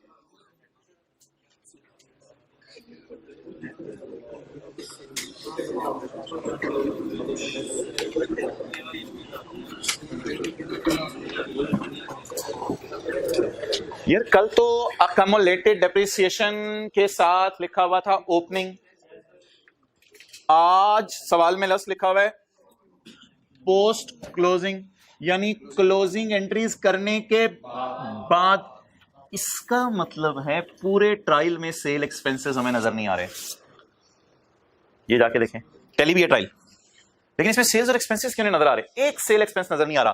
कैश, डेटर, ये देखेंगे कल क्या चीजें हैं, fixed asset, deferred tax, accounts payable, liabilities, ये असल में ना बैलेंस शीट की चीजें हैं सारी। और इस साल के सेल्स और एक्सपेंसेस लपेट के कहां पड़े हुए हैं? अकमुलेटेड प्रॉफिट्स में। इसलिए इस ट्रायल का नाम क्या होता है जिसमें सेल और खर्चे नजर ना आ रहे हो? Post closing trial. बोले इस ट्रायल का नाम क्या होता है जिसमें सेल खर्चे नजर ना आ रहे हो? पोस्ट क्लोजिंग का क्या मतलब है? सारी चीजें क्लोज हो चुकी हैं, एंट्रीज हो चुकी हैं। ये फिर ये हमारे पेपर में क्यों सवाल आया कि अगर एंट्री सारी हो चुकी हैं तो फिर हमें क्यों सवाल दिया उसने? गलतियां नहीं दी हुई, डिस्क्लोजर का सवाल है, गलतियां नहीं दी हुई। गलतियां मैं नीचे जाके अदर इन्फॉर्मेशन में देखूंगा, कोई गलती नहीं है। जैसे फाइनल अकाउंट का सवाल फिक्स वाला किया था हमने, कोई गलती नहीं थी, तो इसमें भी देखेंगे कोई गलती नहीं है। हाँ गलतियां दे सकते हैं, आपकी बात बिल्कुल ठीक है, गलतियां दे सकते हैं, लेकिन गलतियां दे नहीं रहा नीचे। और वैसे भी ना जब पेपर में रिक्वायरमेंट आया करेगी ना, ये बोल्ड वाला नहीं पढ़ना, भी समझ नहीं आएगा। पेपर में रिक्वायरमेंट आया करेगी ना, नोट्स बनाए, तो वो आई के गलतियां फिर नहीं देता, फिर गलतियां भी सही करें, नोट भी बनाए, बहुत टाइम लग जाएगा। तो ऐसी सूरत में सारी इंफॉर्मेशन किससे रिलेट करती है? नोट्स से रिलेट करती है। अच्छा, अब भाईजान सिर्फ हमने पॉइंट 1 और 2 करना है। अब मुझे बता दें भाईजान, ये बैलेंसेस सारे क्लोजिंग हैं या ओपनिंग हैं? क्लोजिंग है। चले नोट बनाना शुरू करें। पहला सफा बैलेंस शीट के लिए छोड़ दें, आज पीपी का FR1 वाला नोट बना लेते हैं। पहला सफा छोड़ दें उसके लिए, बैलेंस शीट के लिए।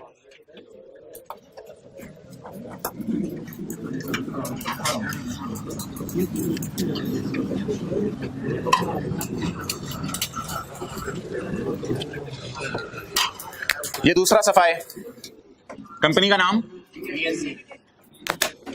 Note to the. आज हम बैलेंस शीट का नोट बनाने लगे हैं, पीपी का। P&L के 6 नोट थे, खत्म हो गए हैं वो। Note to the financial statements for year ended 30/15। चलें जी,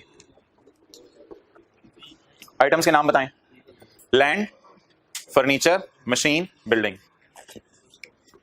सॉफ्टवेयर यार नहीं, सॉफ्टवेयर ना इंटेंजिबल्स में जाएगा, वो कल बना लेंगे। मैं भी टेंजिबल्स का नोट बना रहा हूं। मिसाल के तौर पे नोट नंबर 1 ही कर लेते हैं। Note number 1 property plant and equipment, लेकिन आप पूरा लिखिएगा प्रॉपर्टी प्लांट इक्विपमेंट। जी नाम बताएं चीजों के। लैंड तरतीब से, फर्नीचर, मशीन, बिल्डिंग। ये क्या होता है? ओए क्या कर रहे हो? अच्छा, मशीन और कौन सी डिंग? बिल्डिंग।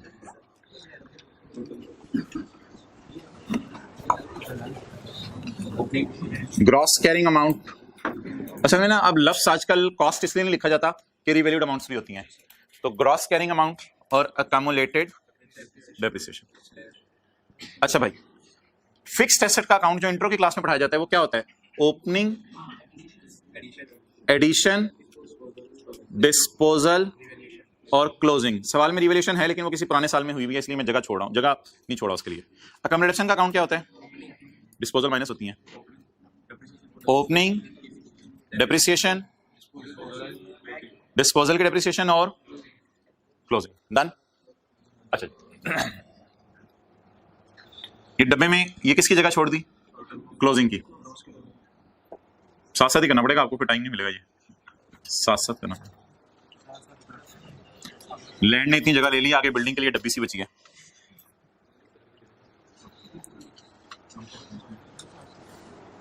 ये डब्बे बना के ले जाएंगे या उधर जाके बनाएंगे?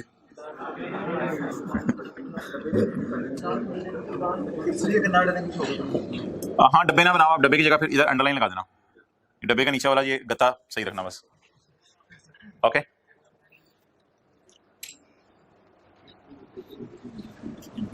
भाई FR1 में ना आप लोग ओपनिंग से शुरू करते थे, लेकिन ये ना ट्रायल है और इसके साथ एक लफ्ज लिखा हुआ है क्लोजिंग के बाद वाली फिगर्स, यानी क्लोजिंग सारी हो चुकी हैं तो इसलिए ये क्लोजिंग फिगर्स हैं। तो आप उठा लें जी, एक तरह की समझ लें रिवर्स वर्किंग है शायद। 375 375 ये कोई नहीं छोड़े आप लोग। 27, 85 और 150। यार 150 में ना थोड़ा मसला है। 150 में कोई वर्क इन प्रोग्रेस वगैरह पड़ा हुआ है, अदर इन्फॉर्मेशन में भी हम पढ़ेंगे, इसमें कोई वर्क इन प्रोग्रेस वगैरह पड़ा हुआ है तो वो मैं जरा माइनस करके लिख रहा हूँ। तो अभी इसकी जगह सिर्फ मैं 130 उठाऊंगा, बाकी चीजें सही हैं। 27, 85 27, 85। अगर आप गलती से 150 उठा भी लेंगे तो पेपर में इसको काट के 130 इस तरह कर दीजिएगा, कोई मसला नहीं। 150 अवेलेबल है, गलती से अगर कोई उठा भी ले तो 130 अदर इन्फॉर्मेशन से बता दूंगा आपको। ये डेप्रिशिएट नहीं होती। 8, 27, 26 क्लोजिंग के बाद वाली फिगर्स अवेलेबल है।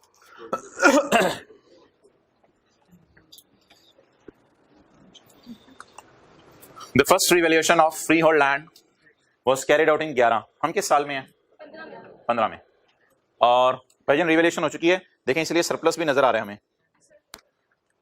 एक और चीज मैंने ट्रायल में हाईलाइट की है, सरप्लस 120 का। द फर्स्ट रिवैल्यूएशन, कल सरप्लस नजर नहीं आ रहा था क्योंकि कल के सवाल में डायरेक्टर्स ने कहा था हम विश कर रहे हैं कि रिवैल्यूएशन मॉडल पे आ जाएं, आए नहीं हुए थे, तो इधर ऑलरेडी आ चुके हैं और बहुत पुराना आ चुके हैं। और भाईजान ये जो लैंड का सरप्लस होता है ना, ये रिटेन अर्निंग में शिफ्ट नहीं होता क्योंकि लैंड डेप्रिशिएट नहीं होती, तो ये सरप्लस जो था आया वही पड़ा हुआ है। The first revaluation of land was carried out in 11 and resulted in a surplus of 120 million.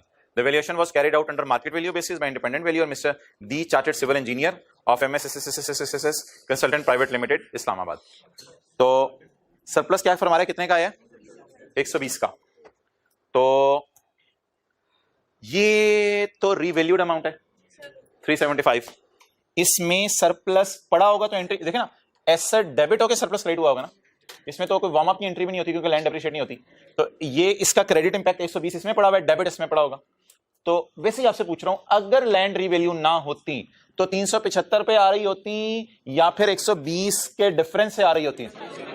इसके साथ एक लफ्ज लिखा हुआ है revalued amount, it means it is not held at, तो ये मार्केट वैल्यू है।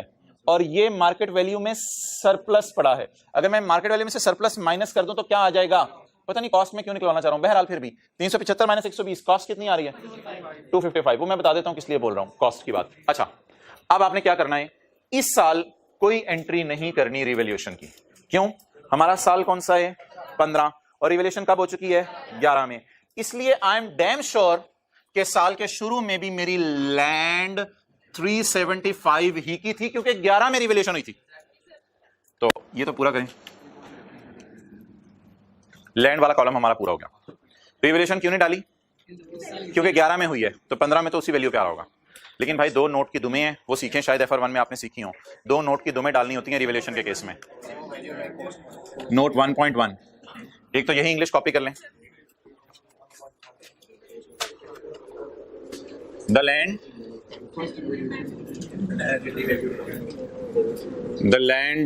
यहां से शुरू कर दें, the land is carried under market value basis, the land is carried under, नहीं बस छोड़ो, द लैंड सरप्लस नजर आ रहा है ना बैलेंस शीट के फेस पे, वो काफी है।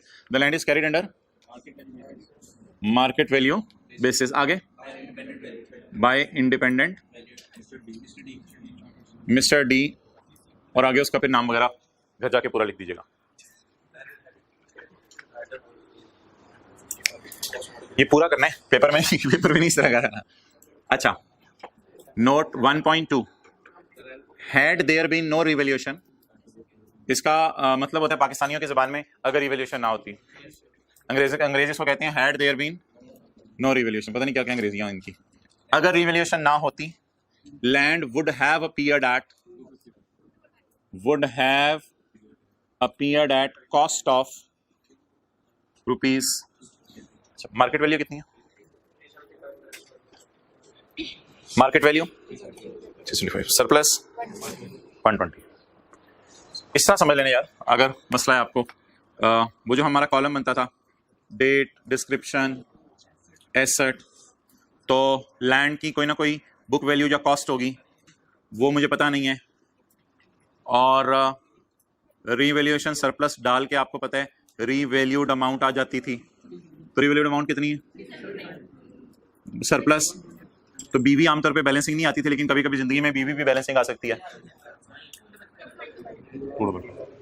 वो जो हम रिवैल्यूएशन का फॉर्मेट बनाते थे, तो अगर लैंड रिवैल्यू ना होती तो फिर कितने पे पड़ी होती आज 255।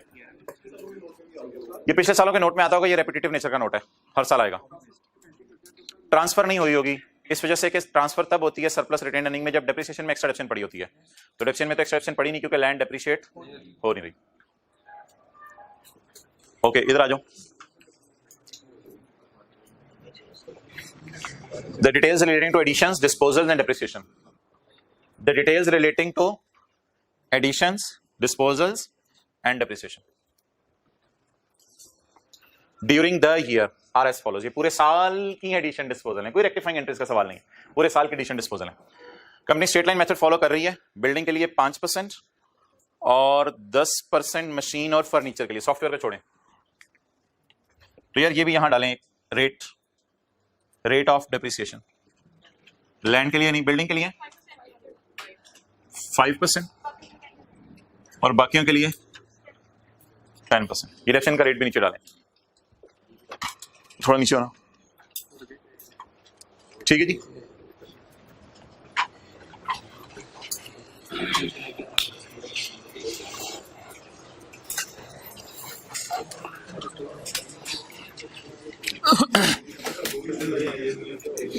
ये एडजस्टमेंट इंशाल्लाह कल पढ़ लेंगे, अगर टाइम मिला आज पढ़ लेंगे, क्योंकि जल्दी जल्दी में चीजें गड़बड़ करने की जरूरत नहीं है। अच्छा जी, तीसरा पॉइंट पढ़ें। ये मशीन, कोई बिल्डिंग का मसला था 20 रुपए का, वो मैंने माइनस कर दिया हुआ था। Furniture worth ₹8 million were purchased on 1 April 15। Furniture हमारे साल खरीदा कितना 8। बैलेंसिंग बताएं, माइनस करके 8 या प्लस करके, रिवर्स चल रहे हैं ना, तो 27 माइनस 8 और 19 जमा 8 भी 27, ठीक है। तो ये बैलेंसिंग आया। अब यार ये जो डेप्रिसिएशन निकालना है ना, ये कोई नोट नहीं है। अब आप ऐसा करें, दूसरा और तीसरा सफा नोट्स के लिए छोड़ दें ठीक है, बल्कि चौथा सफा भी बेशक नोट्स के लिए छोड़ दें, चौथे सफे के मिड से जाके वर्किंग वन लिखें आप, working one, working one, working one. Depreciation निकालनी है। मैं आपको सिर्फ तंग करने के लिए ये फर्नीचर का अकाउंट बना रहा हूं, वरना आपको अकाउंट यहां से भी नजर आ ही रहा है। बीडी कितने जी? 19। एडिशन कब हुई है? यकम अप्रैल। भाई इधर देखना, यकम अप्रैल 15 को कितनी, और कैरी डाउन 27। तो ये अकाउंट मैंने आपको तंग करने के लिए बनाया, पेपर में ये अकाउंट बनाने की जरूरत नहीं, यहां बना हुआ है। आपको पता है ब्रॉड डाउन पे पूरे साल की डिडक्शन आती है, और एडिशन पे जितना अरसा यूज किया उसकी डिडक्शन आएगी। तो डेप्रिसिएशन की कैलकुलेशन करते हैं ऑन ओपनिंग, इसी तरह करते थे हम ऑन एडिशन। ओपनिंग कितने डिस्पोजल है ही नहीं, 19 ज़रब 10%। सोल्यूशन में देखो जरा 2 लिखा हुआ है, 1.9 लिखा हुआ है। ऑन एडिशन शायद इकट्ठी करके लिखी हो। एडिशन पे भाईजान, एडिशन पे 3 महीने की डालनी है या पूरे साल की? 9 माह की कैसे आएगी? दिसंबर तो नहीं, ईयर एंड हमारा यकम अप्रैल 15 को खरीदा है, और ईयर एंड 30/15 है, 3 माह की आएगी। यहां 2 लिखा हुआ है राउंड करके। अच्छा, 8 इंटू 3/12 0 पॉइंट, टोटल 2 लिखा हुआ है, टोटल 2 राउंड करके हुए, इतनी हैवी राउंडिंग हुई है तो ऊपर 1.9 आ गया, नीचे 0 पॉइंट, कितना रहे? 1 होगा नहीं, 0.2। सोल्यूशन में 2 लिखा हुआ है टोटल। चले खैर है, क्या हुआ सोल्यूशन में? असल में ना 19 into 10% plus 8 plus into 10 into 3/12 calculate, एक ही कैलकुलेटर पे कैलकुलेट किया होगा, तो सोल्यूशन में इस वजह से 2 आ रहा है, एक्सेप्टेबल है, कोई मसला नहीं। लेकिन अभी मुझे 2.1 सूली तौर पे लिखना चाहिए, लेकिन मैं सोल्यूशन से मैच होने की वजह से नहीं लिख रहा।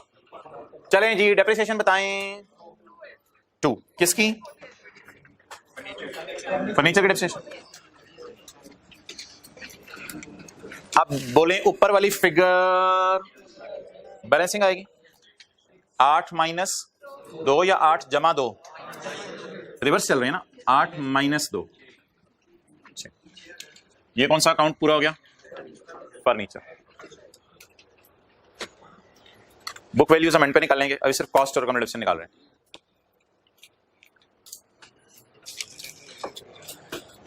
वर्किंग नंबर 2,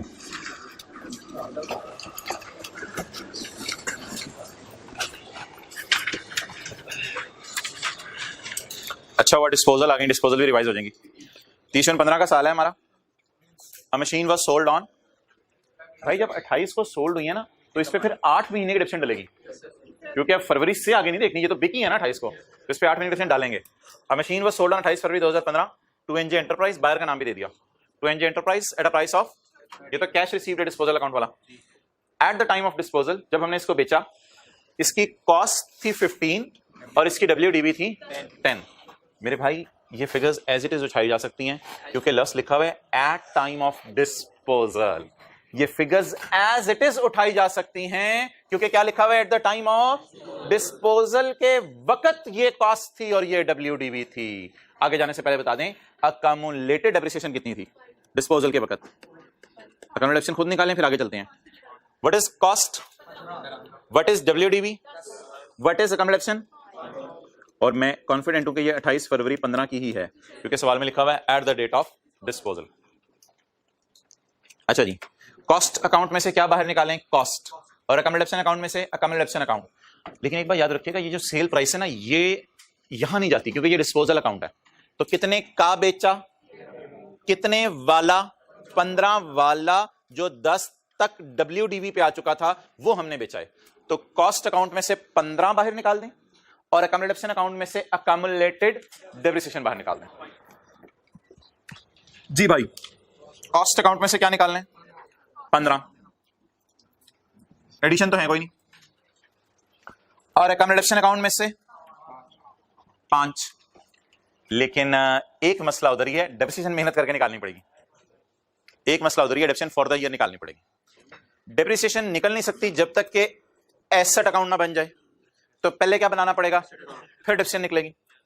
एसेट अकाउंट तो बन सकता है, बैलेंसिंग, लेकिन भाईजान आप जमा करेंगे 85 plus 15 100 minus 15 is equal to 85। अब अकाउंट उसी तरह बना लें, वर्किंग नंबर 2, वर्किंग वर्किंग, मेरा नीचे जगह नहीं, ऊपर बना रहा हूं। वर्किंग, ये वाला अकाउंट बनाएं।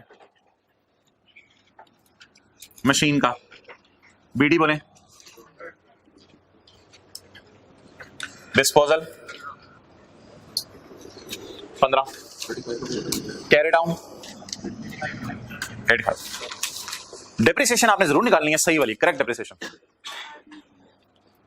डिप्रिसिएशन का तरीका होता है on opening assets excluding disposals, और फिर डिस्पोजल पे अलग से निकालनी होती है कुछ महीने के लिए, कितना महीने इस्तेमाल हुआ।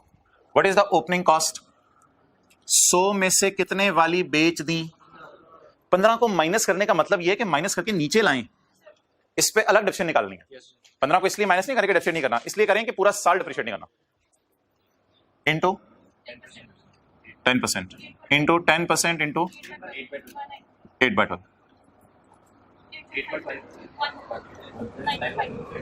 मैं चोर पीछे 9.5।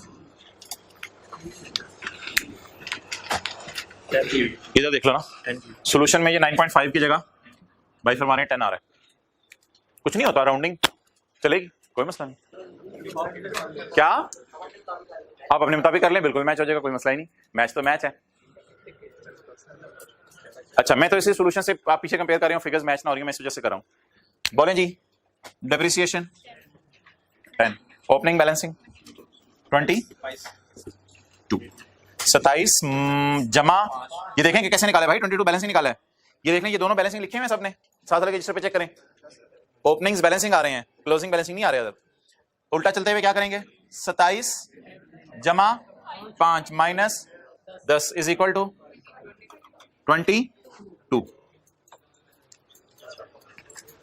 अब भाई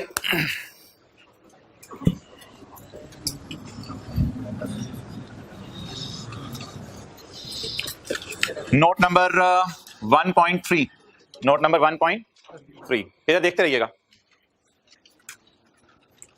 एसेट का नाम बताएं। एक मिनट देखते रहना यार, नोट कुछ नहीं करना। कॉस्ट बोलें, कॉस्ट जो बेचा बेचा बेचा बेचा बेचा बेचा 15, इधर से देख लें यार। कॉस्ट बोलें, अकम्युलेशन, देखते रहिएगा, टेंशन लूज नहीं करनी। कॉस्ट माइनस अकम्युलेटेड डेप्रिसिएशन, अकम्युलेशन 5, कैलकुलेटर पकड़े बगैर बताएं। बीवी 10, ये एक नोट है, सब नोट है। सेल प्राइस,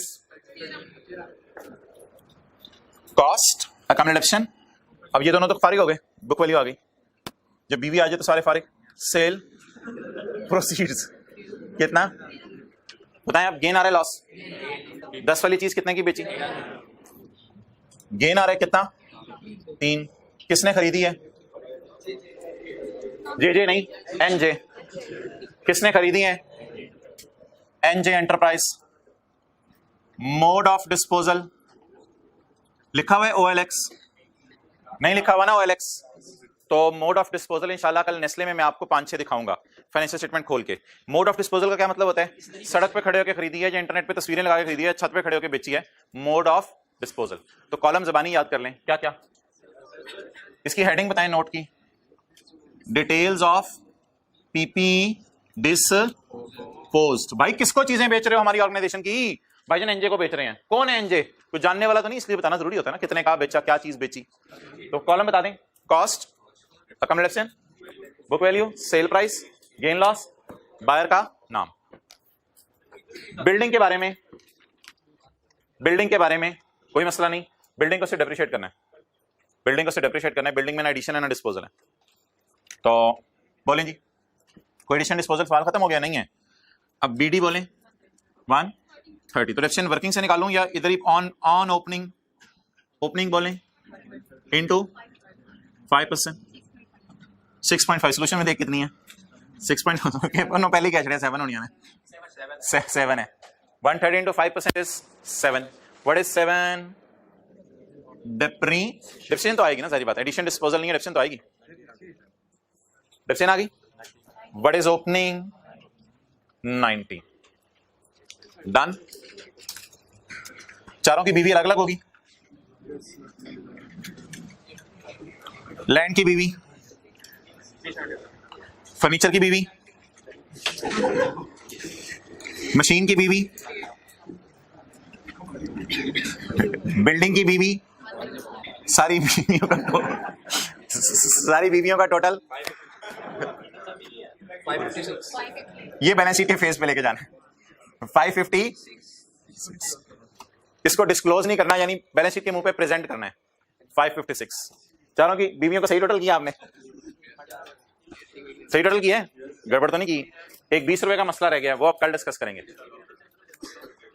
कोई होमवर्क नहीं, चलो बंद करो।